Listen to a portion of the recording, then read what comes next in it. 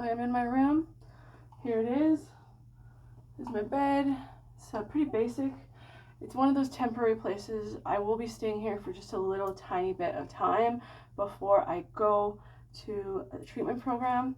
It's called pre-treatment. So basically they like keep you in an area like or in a home where you have access to like rides and food and basically just really help you overcome any barriers that you have to success getting into a treatment program.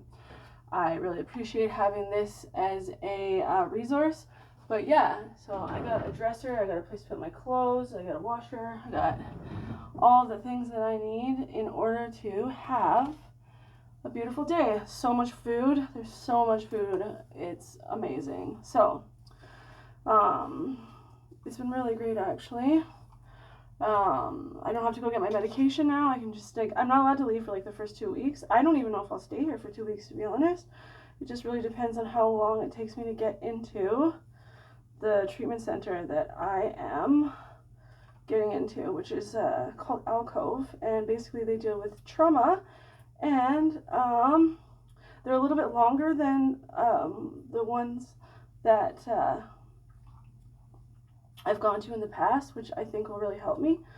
And it's just like family based. Like they have like people with their children there, which is really cool. Like if you have a kid that's like not school age, you can actually bring your child there while you go into treatment. Yeah, so like that's really cool.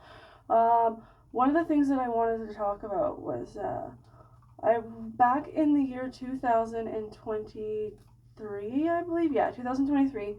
I read the Celestine Prophecy, and basically it talks like one of the things it talks about is like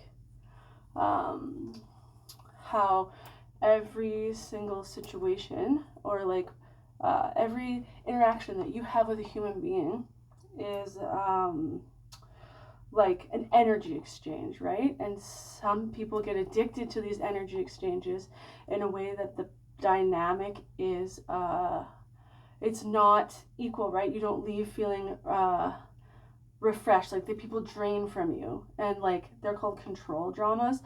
And these control dramas are like some people get them through sexual prowess, like using their ability to like seem sexy. You know what I mean? Some people do it with aggression, where they like make people fear them through like a power dynamic. Some people do it through like misery, right? Like the martyr, you know, like, don't you see how much I do for you? That kind of frothy emotional appeal seldom suffices. That's actually from the, I think, the Big Book. Yeah. But one thing I learned is that there's two universal emotions, and those two universal emotions are love and fear. So love is the universal foundation for everything that is positive on the planet. So there's technically no such thing as like.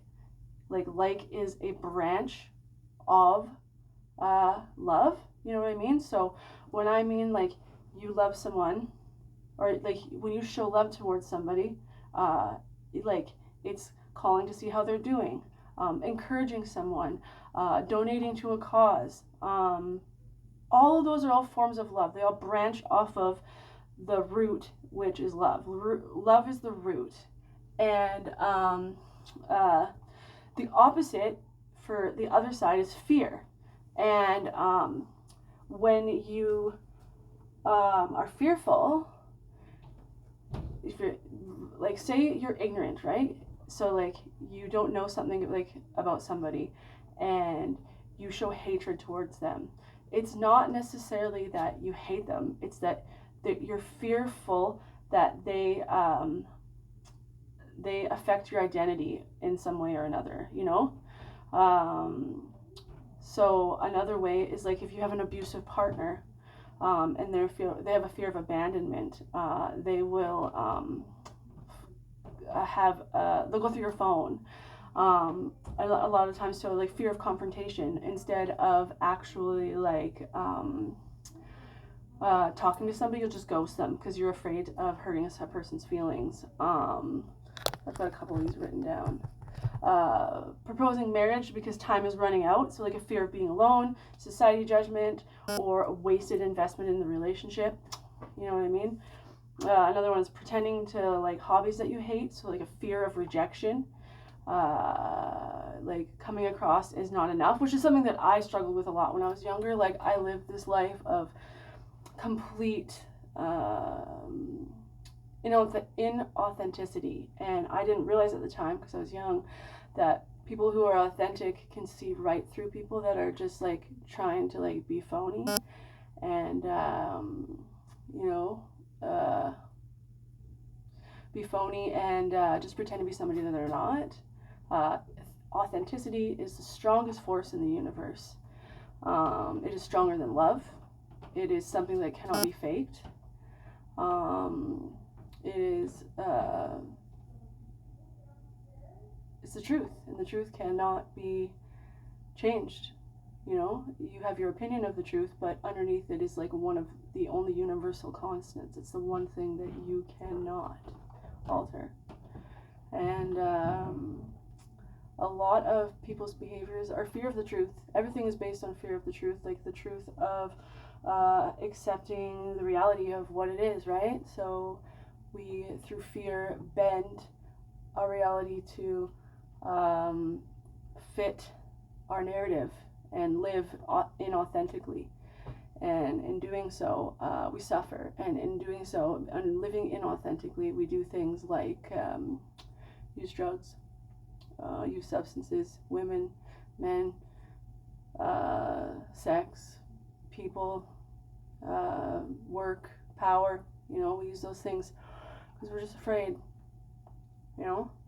And when you let go of the fear of the unknown, because, you know, you don't know what's coming in the next minute, when you let go of the fear, what happens is you don't worry anymore. And when you don't worry, that resonates, and the universe is like, this person has reached the next level, and good things come. The things that you've been pawing at for so fucking long, thinking that it's going to work your way, as soon as you let go and go in God's way, or whichever, the universe, you know, God of your understanding, like, doors seem to open a lot easier, and things come your way. So, yeah.